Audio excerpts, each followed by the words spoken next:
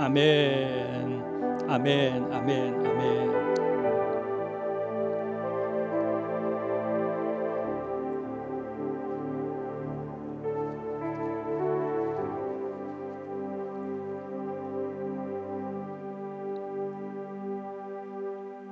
할렐루야. 우리 하나님께 예물을 봉헌합니다. 예, 우리 믿음 한길 세례 김경환 집사님, 신선아 집사님 가정에서 11조를 비롯해서 우리 각양 예물을 우리 하나님께 봉헌했습니다. 우리 하나님이 받으신 줄로 믿습니다. 이제 하나님의 말씀 봅니다. 여호수아서 제 1장 1절에서 9절까지 말씀을 교독하겠습니다. 1장 여호수아서 1절입니다. 여호와의 종 모세가 죽은 후에 여호와께서 모세의 수정자 눈의 아들 여호수아에게 말씀하여 이르시되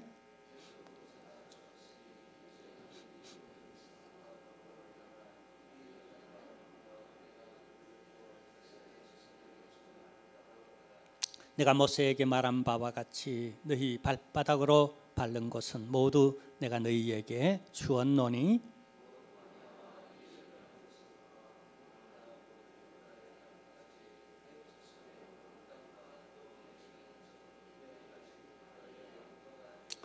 내 평생에 너를 능히 대적할 자가 없으리니 내가 모세와 함께 있었던 것 같이 너와 함께 있을 것임이니라. 내가 너를 떠나지 아니하며 버리지 아니하리니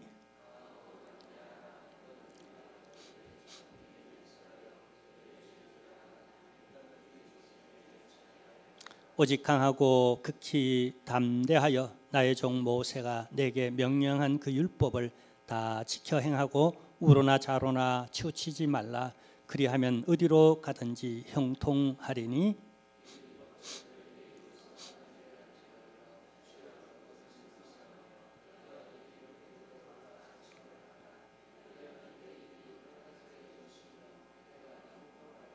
내가 내게 명령한 것이 아니냐. 강하고 담대하라. 두려워하지 말며 놀라지 말라. 내가 어디로 가든지 내 하나님 여호와가 너와 함께 하느니라 하시니라.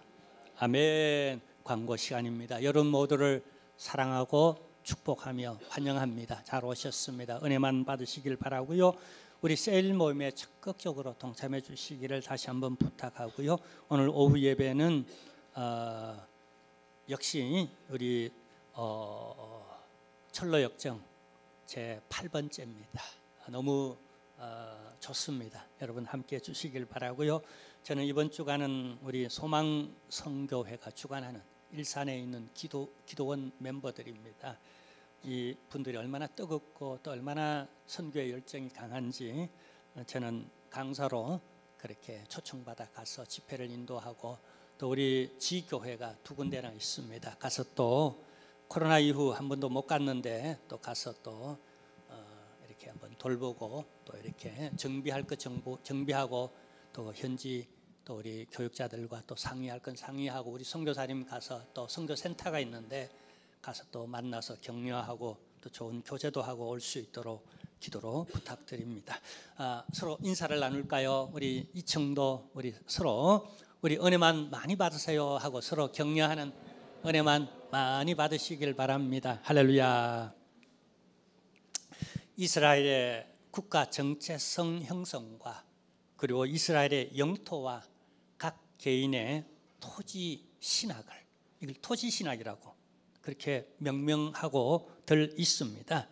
여기에 전공한 콜롬비아 신학교 월터 브루그만 교수가 한 사람을 추천합니다. 그는 이스라엘 국가 정체 형성과 국가 영토와 개인의 부동산 토지에 가장 깊은 영향력을 끼친 한 인물이었다라고 소개하면서 그가 바로 오늘 성경에 나오는 여호수아입니다.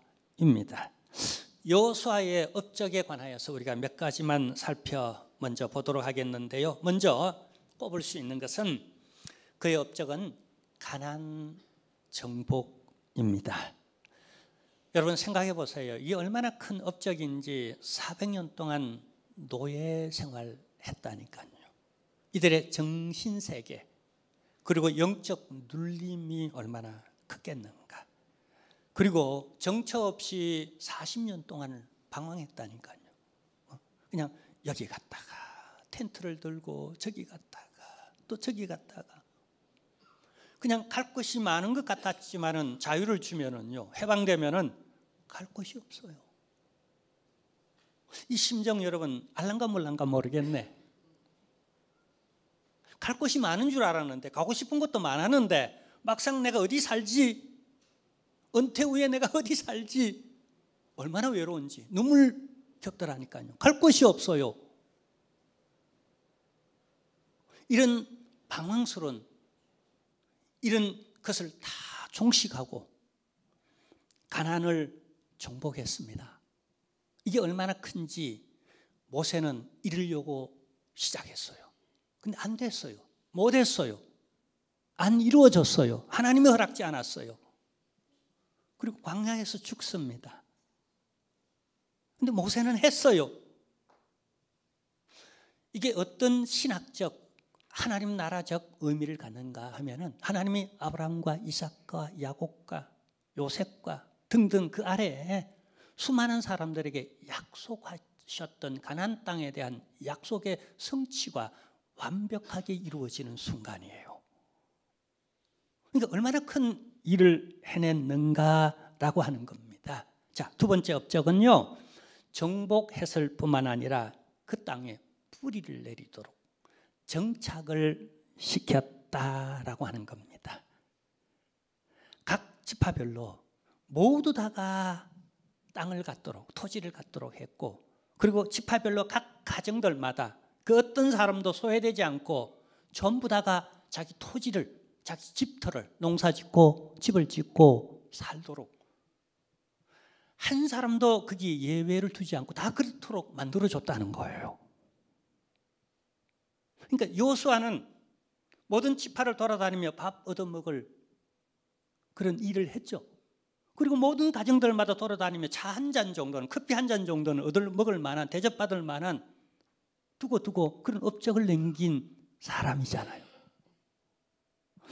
여러분, 국가의 3대 요소, 우리가 잘 아는 대로 먼저 뭐가 필요하죠? 국민이 필요하죠.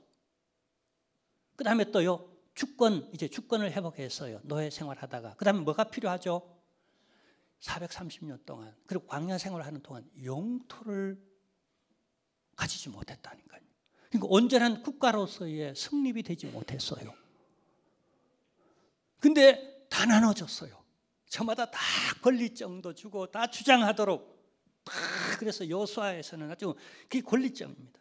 소상하게 기록해서 다 내 권리증을 갖도록, 어느 집안은 어느 지역, 또 어떤 족속은 어느 곳 등등 다 이렇게 만들어졌어요.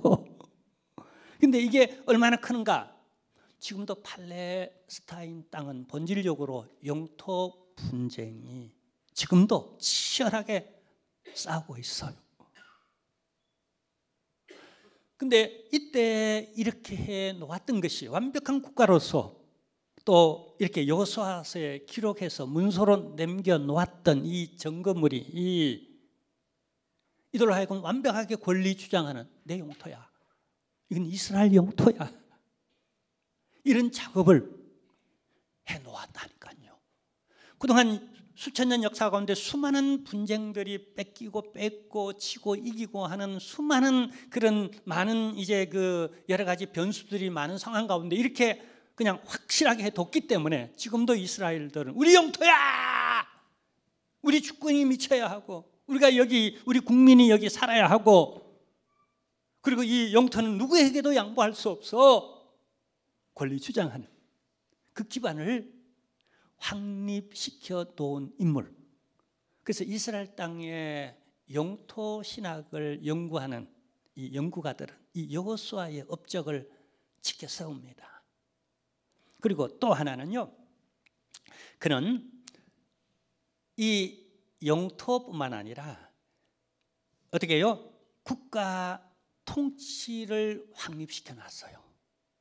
강력한 리더십 체제로서 국가 통치 이념과 정체성과 더불어서 이렇게 확립시켜 놨다는 건요, 이게 아무것도 아닌 것 같지만은 후대 펼쳐지는 400여 년 동안의 사사시대와 비교하면은요, 자, 사사시대 역시 엄청난 그 주권 다툼과 더불어 영토 분쟁이 400년 동안 이어져 가는데 문제가 뭐였죠? 뿔뿔이 흩어져 있었다. 어떻게 함께 일체성을 가지고 대적들과 함께 싸울 이런 체제가 못 됐다니까요. 여호수아 시대에는 그게 됐어요. 통치 체제가 확고해서, 야, 각 지파에서 모여, 야, 우리 가서 정복해, 그냥 저 족속 쳐부셔, 그리고 우리 땅으로 만들어, 이게 됐어요. 근데 우리가 지난번에 사사기를 가지고 계속 봐왔습니다만 얼마나 고독한 외로운 삼손이었습니까? 그래서 어떤 여성에게 기대고, 그게 뭐죠? 친구가 없어요, 삼손이. 누가 어떤 지파도 함께 같은 의는 가졌는데 깃발은 흔들고 있는데 그 깃발 아래 모이는 사람이 없어요. 그 외로운 투사였어요. 이것 생각하면 그가 통치 기반을 확실히 다져놨다는 것, 얼마나 큰 업적이었는지를 우리가 알 수 있고요. 자, 그 다음에 또 하나는요, 그는 이스라엘의 정체성과 언약의 지속성에 관하여서 분명하게 했다는 거예요. 자, 하나님은 모세를 통하여 혹은 여호수아를 통하여 가장 염려했던 게 뭐죠? 혹 이 백성들이 가나안 땅에 들어가서 가나안의 여성들을 보고 혹은 그 문화를 보고, 그 여성과 문화들은 뭘 대변하죠? 세상 문화를 대변하는 겁니다. 거기 혹해서 물들어서 이들의 정체성이 가난화, 세속화, 유일신앙, 하나님과의 맺고 있는 언약을 계속해서 지속적으로 지켜나가는, 오늘 본문에도 네가 가나안 땅에 들어가든 하나님이 말씀하죠. 좌로도 치우치지 말고 우로도 치우치지 말고, 그들을 너무 두려워하여 염려도 말고 너는 담대하고, 또 그들이 너무 좋아가지고 그게 동화되어 혹하지도 말고 너는 좌로나 우로나 치우치지 말고 내 언약의 말씀대로 쭉 그렇게 가라라고 하는, 너희가 누구냐? 너는 하나님의 백성이 아닌가라고 하는 그 정체성 확립과 더불어 그리고 하나님의 언약의 지속성을 이어가는, 개성해 나가는 일에 한치에 여기에 어떻게 해요? 타협이 없었다는 것. 그 여호수아 시대는 그게 됐다는 것. 그래서 정복하고 다스리고 생육하고 번성하는 하나님의 나라가 됐다는 것. 근데 여호수아가 죽자 세속에 물들어가죠. 그러자 정체성도 잃어버리고 언약의 지속성도 깨어져 버리고, 그러자 이들은 지배민족이 아닌, 여호수아 시대에는 지배민족이었는데 이 팔레스타인 땅의 주인 노릇하며 주권을 가지고 지배민족, 주지배민족이었는데 사사시대를 가면 피지배민족으로 전락하는 이런 시대를 계속해서 반복하고 있어요. 그러니까 자신들의 정체성을 가지고 여호와 유일신 신앙인으로서 그렇게 언약을 지속시켜 나갔더라면 하는, 물론 역사에는 뭐 만약이라는 것 없다고 생각하지만 우리가 교훈적으로 바라볼 때는 이 여호수아 신앙을 본받았어야 되지 아니한가라고 하는 이런 우리가 아쉬움은 갖게 된다는 겁니다. 자, 그 다음에 또 하나의 업적, 아주 큰 업적인데요, 여호수아가 보이는 그런 유형의 재산도, 특히 영토라고 하는 이런 재산도 오래오래 지금까지 물려주었지만 사실 보이지 않는 유형의 자산이 더 컸습니다. 특히 미래 세대에 대한 영감을 불러일으키는 이런 인물이었다는 겁니다. 업적을 남겼다는 거예요. 자, 여러분, 우리가 박물관에 갑니다. 왜 우리가 광화문을 복원시켰죠? 왜 동대문, 남대문 그냥 확 터버려서 교통 편리하게 싹 가도록 하지? 왜 그대로 보물 1호, 그 다음 또 뭐죠? 하나가 국보 1호 혹은 보물 1호 그렇습니까? 하나는 보물 1호인지 아는데 하나는 또 뭐더라? 국보입니까? 보물국보, 이게 좀 다릅니까? 제가 좀 무식한 거 용서하세요. 어쨌거나 동대문 남대문이 그런 겁니다. 근데 막 그냥 보기에는 아무것도 아닌 낡은 그냥 대문이잖아요. 근데 그게 왜 보물 1호일까요? 혹은 국보 1호일까요? 그게 보이지 않는 유형의, 무형의 우리에게 끼치는 유산이 있잖아요. 그래서 여러분, 여호수아가 영토로 남겨진 보이는 자산보다도 미래 세대에 미친 그 보이지 않는 영적, 정신적 그 자산은 얼마나 큰지 몰라요.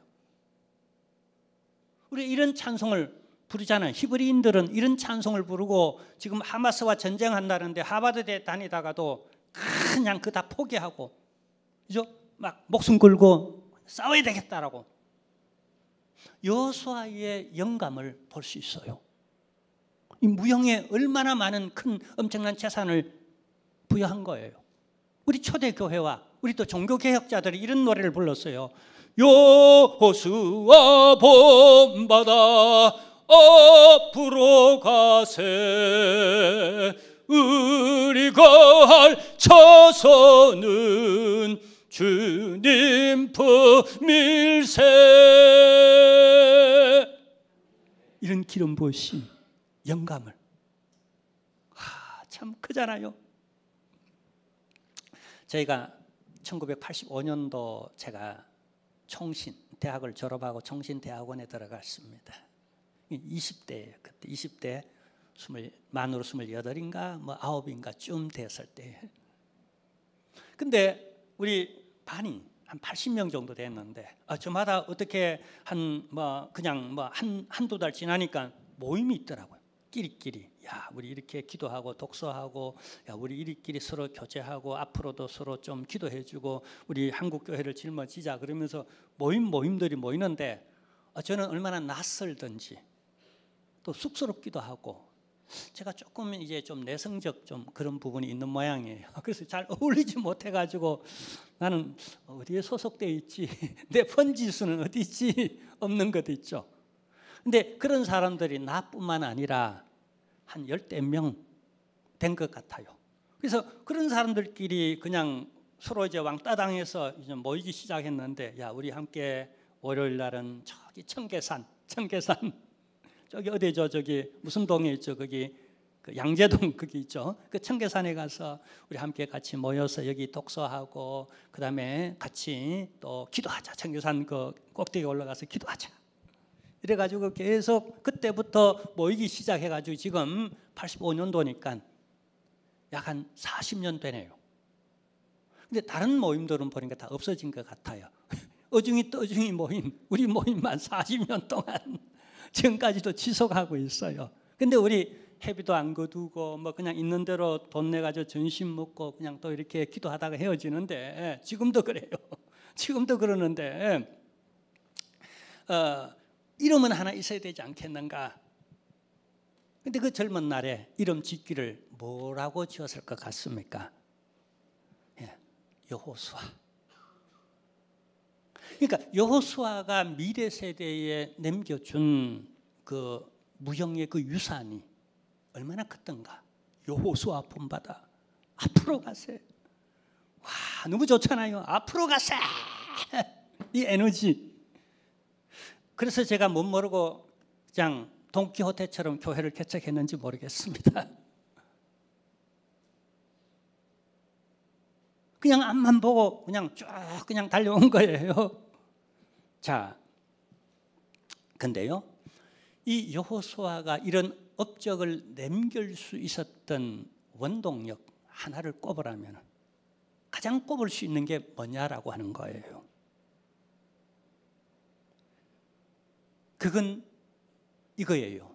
저는 이 여호수아서를 여러 번 읽어요. 여호수아서는 출애굽기와 민수기와 이 여호수아서에 주로 이 여호수아 얘기가 주로 쭉 나오는데, 이 책들을 연구해 본 결과 하나로 여호수아가 이런 업적을 남길 수 있었던 그 원동력이 무엇인가 하나였어요. 하나님은 그에게 말씀을 통하여 비전을 줬습니다. 근데 여호수아는 그 비전을 받은 후에 전적으로 하나님과 그 비전을 주신 그 비전에 확신을 가졌다는 거예요. 이게 에너지였어요. 홍해 앞에서도 하나님이 우리에게 가나안 땅을 주셔서 그게 어떻게 해요? 다 믿음을 배반하고 흔들릴 때에 흔들리지 않았던 신앙의 원동력, 그리고 마라의 쓴물 앞에서도 다 원망하고 그냥 회중적 히스테리 반응이 일어나잖아요. 쓰다고 못 견디겠다고. 그리고 고기가 없을 때도, 특히 아멜렉과 막 싸움할 때도 아무리 너희들이 힘세고 강하고 그렇다 손 치더라도 하나님이 한번 저 가나안 땅을 우리에게 약속하신 이상 그 약속은 변하지 않는다. 하나님이 하셨으니까. 그리고 갔다 막 그 장애물을 뛰어넘습니다. 막 부대 끼고 싸우고 막 정글을 헤쳐나가면서 막 그냥 앞으로 나갑니다. 그 에너지가 뭐냐는 거예요. 비전. 그리고 특별히 가데스 바네아 사건은 이스라엘 전체 역사 가운데, 아니 우리 기독교 역사 가운데 두고두고 교훈을 삼는 사건이잖아요. 그리고 신명기에서도 가장, 신명기는 교훈의 장이죠. 가나안 땅에 목전을 두고 마지막으로 어떻게 해요? 유언적 교훈을 하면서 가장 심도 있게 다루는 게 뭐냐면 가데스 바네아 사건을 모세가 다룹니다. 그게 뭐였죠? 그때처럼 너희가 반역하지 말아라라고 신약 성경에도 이 사건을 인용하고 있어요. 그만큼 비중 있는 사건인데 이때 모두 다가 현실적 보고를 합니다. 대부분. 그들이 거짓말하는 게 아니에요. 열정탐꾼이 거짓말하는 게 아니에요. 현실이 그런 걸. 현실이 나를 두렵게 하는 걸. 현실적으로 계산해 볼 때 답이 안 나오는 걸. 계산이 안 되는 거예요. 그런데 여러분, 우리가 현실에 속으면 안 됩니다.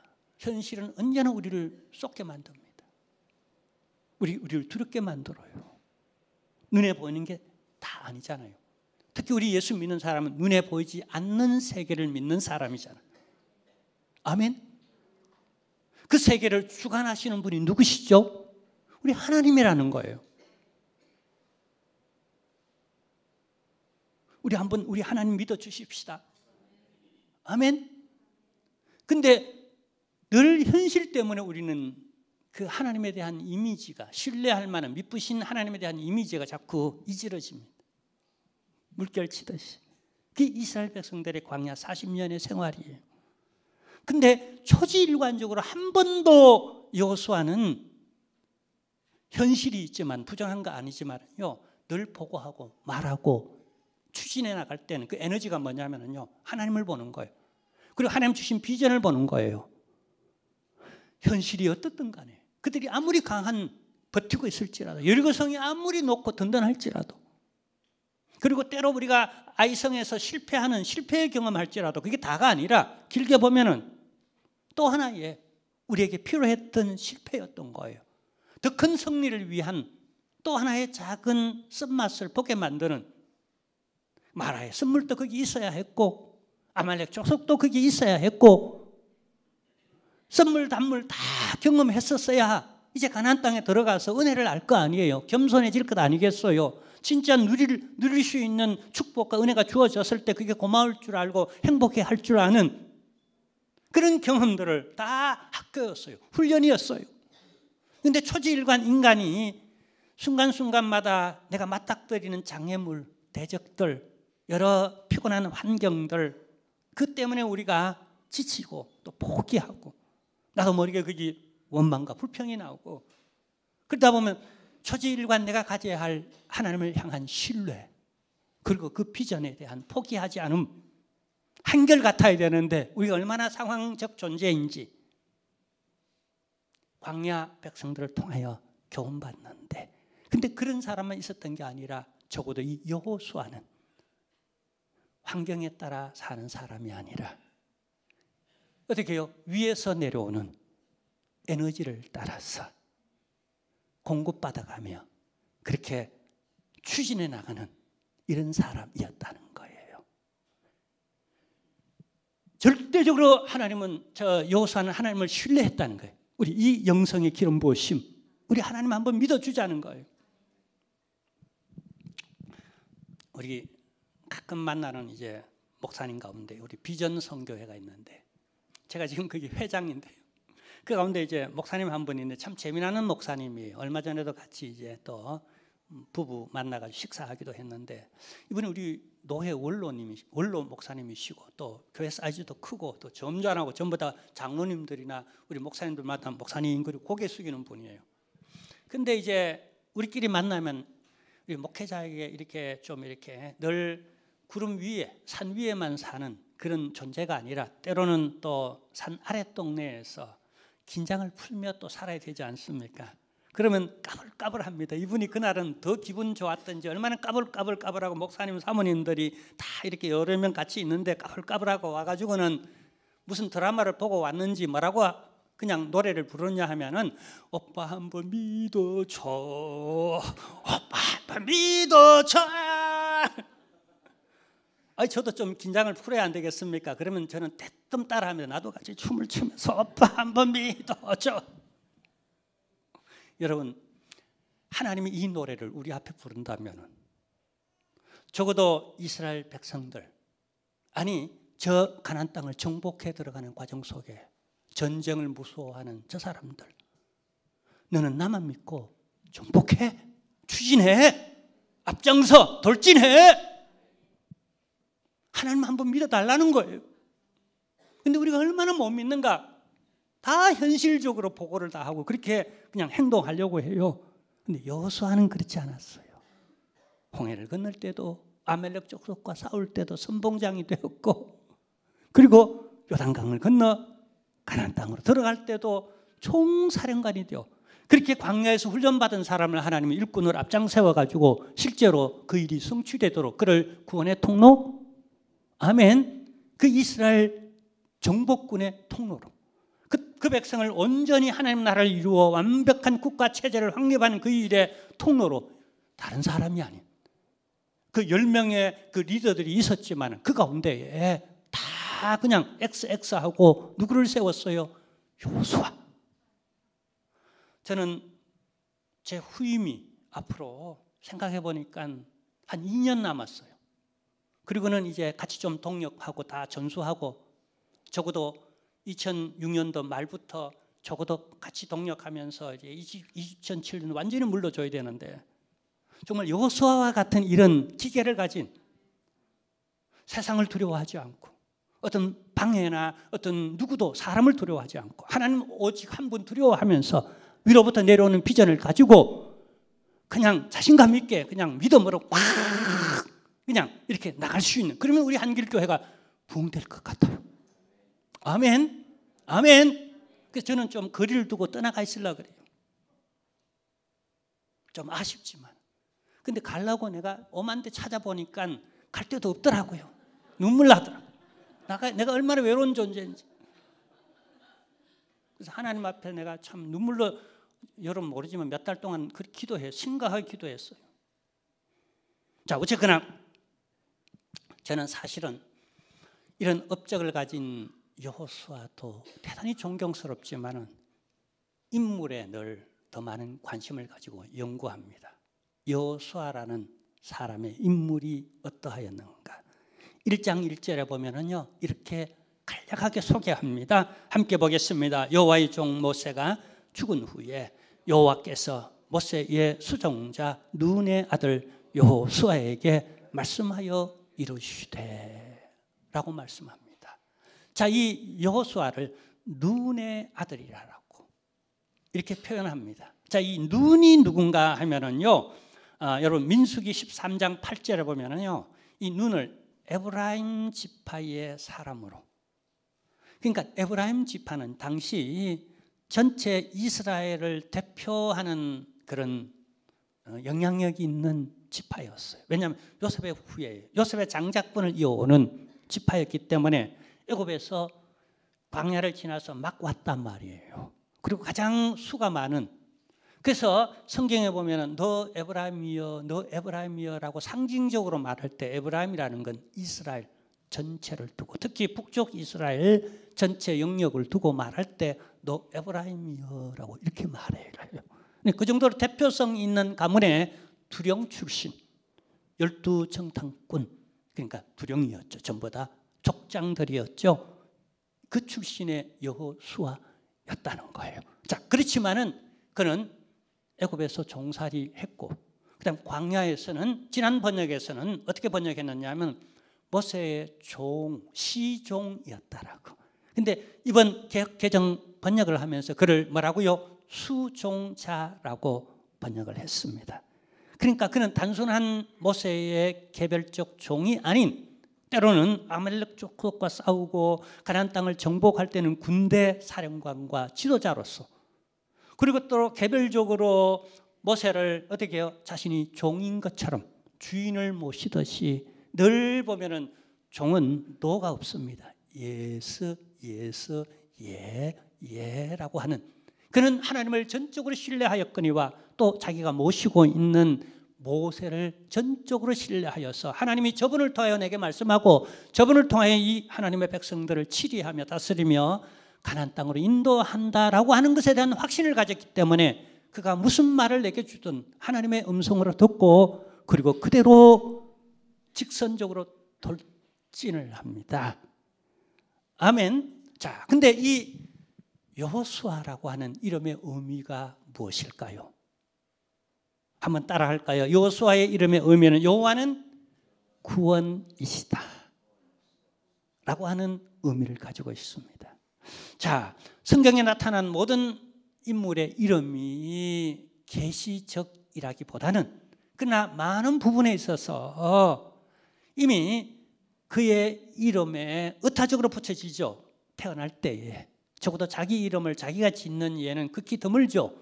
성경의 인물들 가운데서도 그랬습니다. 그러니까 하나님이 이미 그가 태어나기도 전에, 아니 태어나자마자 그가 어떤 의식을 갖고 뭘 해야 되겠다라고 행동하고 계획하기 이전에 이미 하나님은 그가 어떤 생을 살아갈지 이 부모를 통하여서 벌써 여기 그 이름 안에 계시를 해 놓았다는 거예요.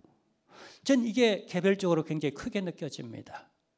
왜냐하면 저도 신학교 갈 때에 이미 오래전부터 내가 신학교 가야 되겠다라고 결단하고 그렇게 여타 뭐 그냥 또 이렇게 뭐 한번 이력서도 넣어보지 않고 나는 신학교 가야 되겠다고 생각했고, 벌써 대학 4학년 때는 그냥 저기 빈집에 가서 저 꼴짝이 아주 빈집에 들어가서 호랑불 하나 들고 라면 하나 사들고 한 박스 사들고 가서 2달 동안 성경 읽고 기도만 하고 지낸 그런 상황이었는데도 제가 신학교 가려는 소명의식 때문에 제가 굉장히 좀 방황하고 기도했던, 하나님 하늘에 손가락 하나라도 비춰주면 제가 내 목숨을, 내 청춘을 다 걸어 하나님 위해 하겠는데요. 근데 하나님 안 보여주셔요, 끝까지.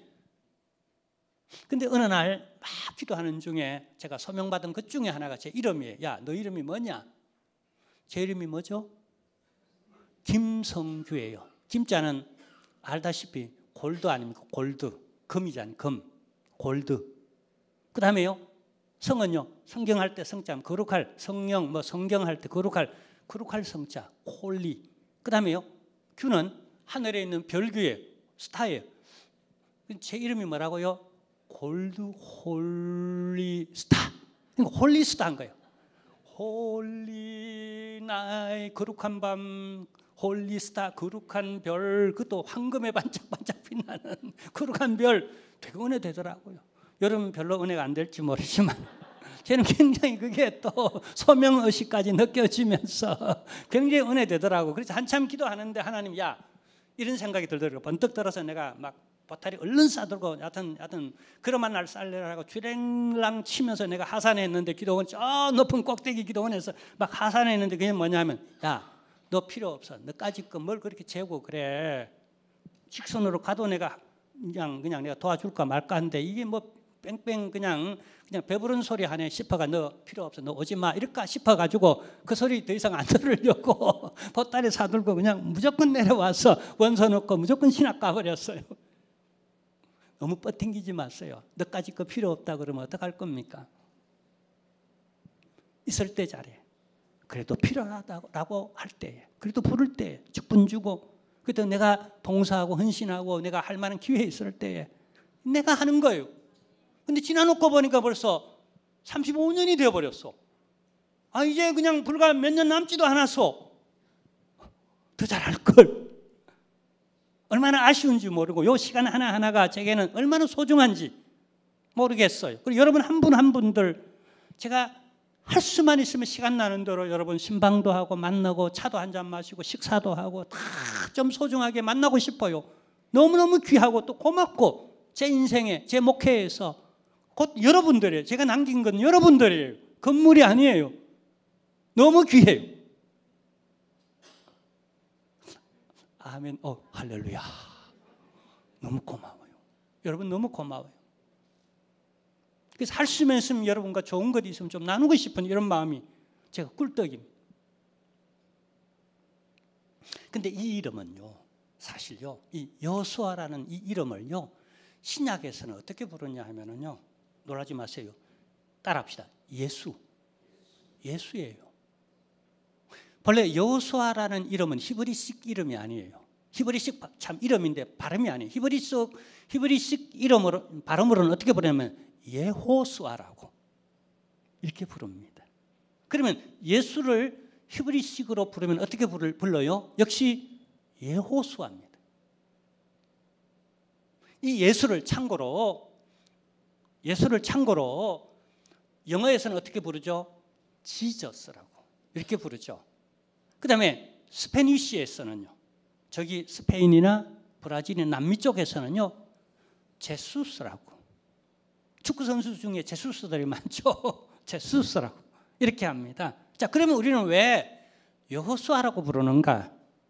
처음에 우리나라에 성경이 들어올 때 중국식으로 번역해서 우리나라에 들어온 거예요. 중국에서 예호수아를 여호수아라고 이렇게 한자말로 여호수아라고 이렇게 기록했어요. 그리고 예수님은 어떻게 해요?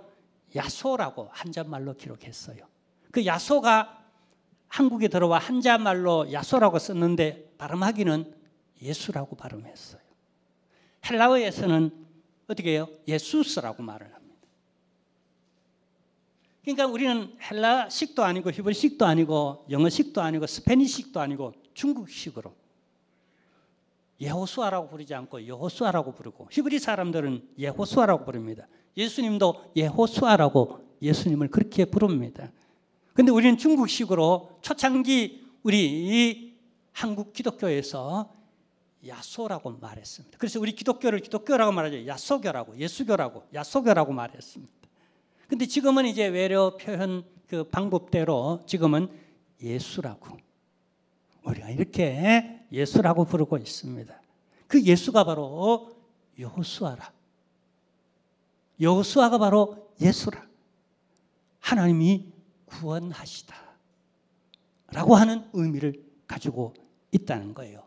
실제로 그는 어떻게 해요? 자기 백성들을 출애굽시켜서 광야에서 또 훈련받게 하시고, 그리고 이 백성들을 이끌고 가나안 땅에 들어가서 하나님의 구원의 성취, 구속사적으로 보면은요, 가나안 땅까지 인도했다라고 하는요, 구원을 의미합니다.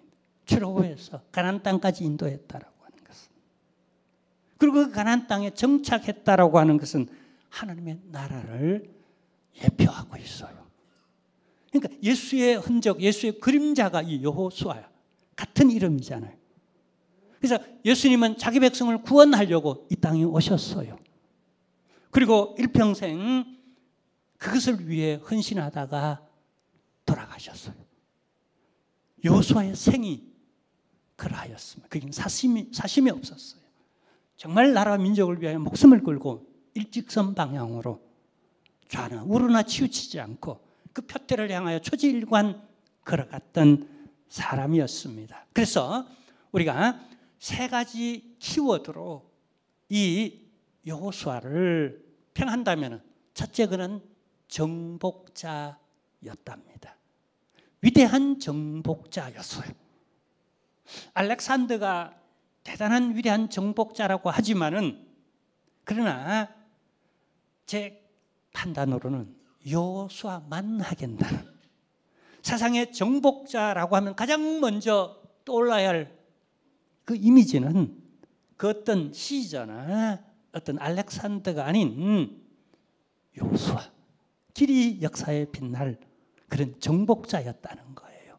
그리고 또 하나의 키워드는 그는 믿음의 순종자였다는 거예요. 어쩌면 위대한 정복자와 믿음의 순종자라고 하는 이미지는 서로 캡처되는 공통 부분이 참 적어 보입니다. 근데 완벽하게 일치를 하고 있다는 거예요. 공통 부분적으로. 위대한 정복자이자 그는 철저히 하나님을 신뢰하고 그리고 그분의 말씀 따라 산 사람이었다는 거예요. 이게 함께 겹쳐지기가 쉽지 않아요.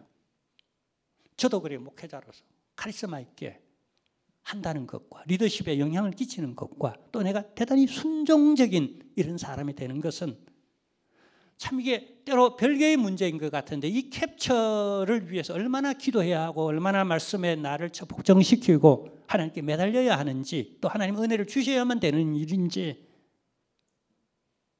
여러분 가정이나 혹은 사회에서 혹은 사업하면서 혹은 오너 혹은 지도자의 영향 내가 어떤 영향을 미치는 자리에 있으면서 내가 다스리고 생육하고 번성하고 정복해 나가는 것과 철저히 내가 순종적인 사람 되는 것과 이 성격이 함께 같이 어울리기가 그 하나님의 은혜가 있어야 되고 하나님 역사해야 된다는 걸 저는 개인적으로 그렇게 경험해 가고 있습니다.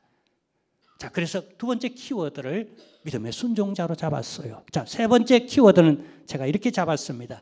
진짜 용기 있는 사람이었다. 홍해 앞에서도 용기 내기가 쉽지 않지 않습니까? 아말렉 전투 앞에서 왜 내가 총대를 매야 돼? 왜 내 목숨을 걸어야 돼? 뒤로 빠져 있는데 아니 가데스 바네에서 말입니다. 정탐꾼들이 다 여론적으로 그게 안 된다 그러고 하지 말자 그러는데 다 돌아서자 그러는데 좀 더 있다가 나중에 더 생각해보고 더 기도해보고 뭐 이렇게 할 수도 있는데 그런 여지를 두지 않습니다.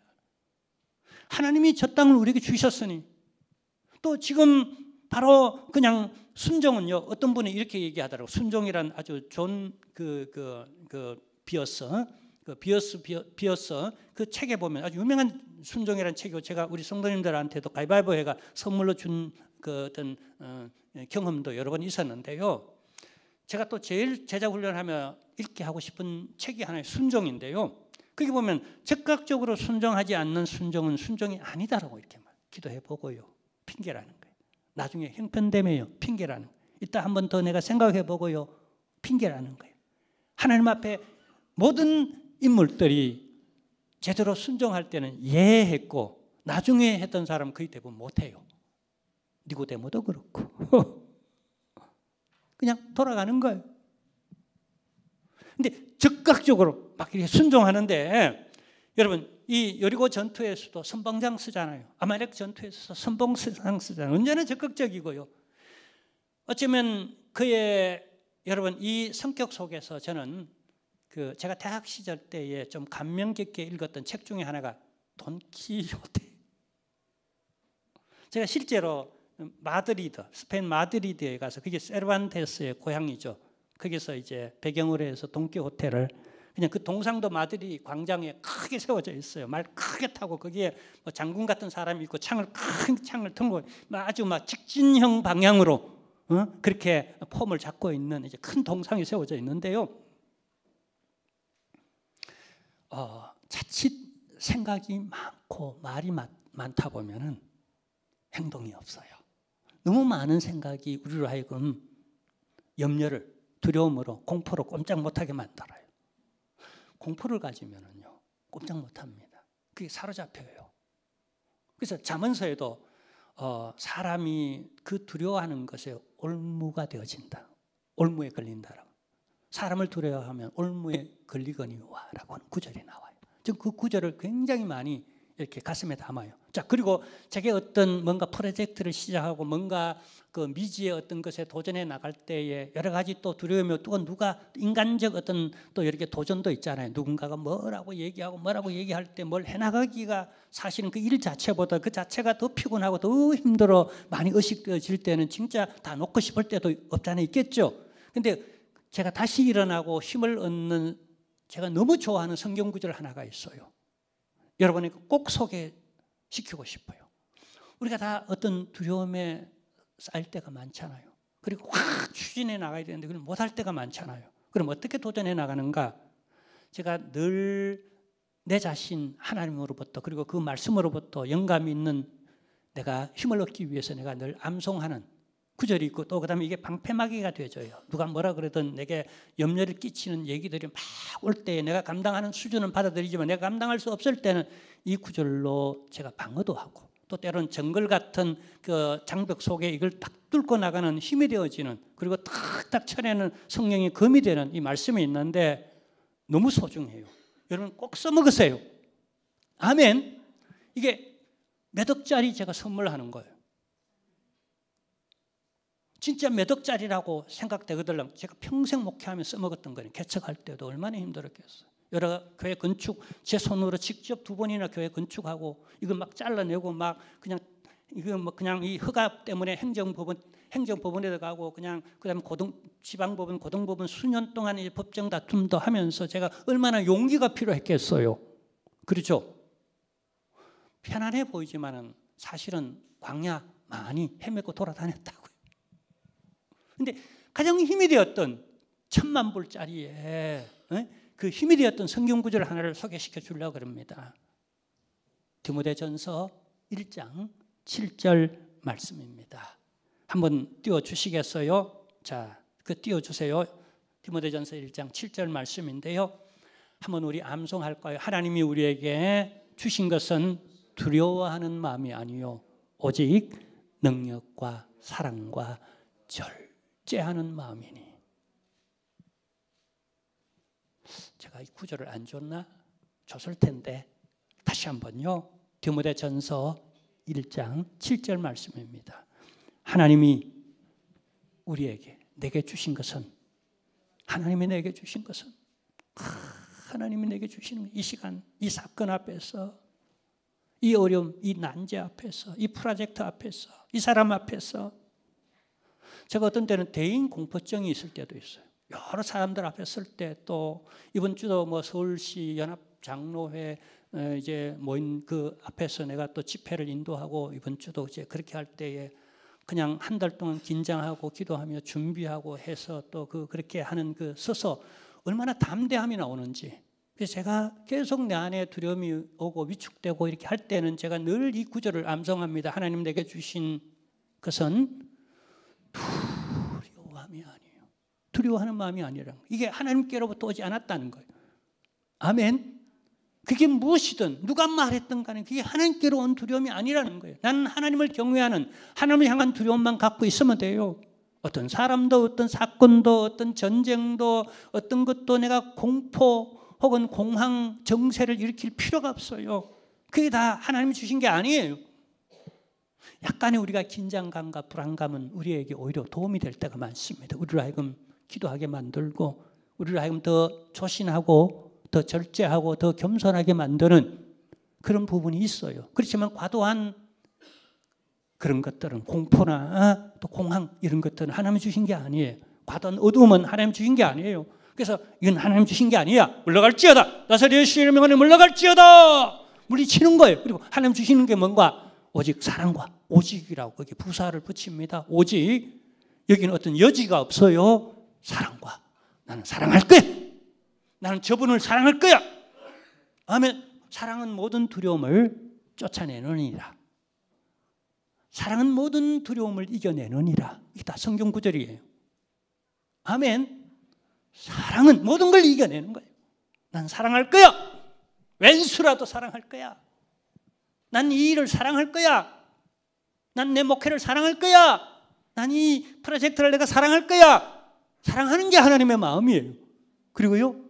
능력과 예수 안에서 할 수 있어. 주님 주시는 은혜 가운데 할 성령이 역사하면 복음이 역사하면 하나님 도와주시면 하나님 나를 긍휼히 여기시면 하나님 역사하면 돼. 이게 요수아의 그 담대함이 어디서 왔느냐는 거예요. 오직 사랑과 능력과 그죠? 능력은 복음의 능력이고 성령의 능력이고 하나님의 예수 이름의 능력이고 보혈의 능력이고 십자가의 능력인 줄로 믿으시길 바랍니다. 아멘. 온갖 능력이 예수 안에 은혜 안에 성경 안에 성령 안에 다 있다니까요. 그 다음에요. 그렇다고 너무 까불지 말고 뭐 하라는 거예요?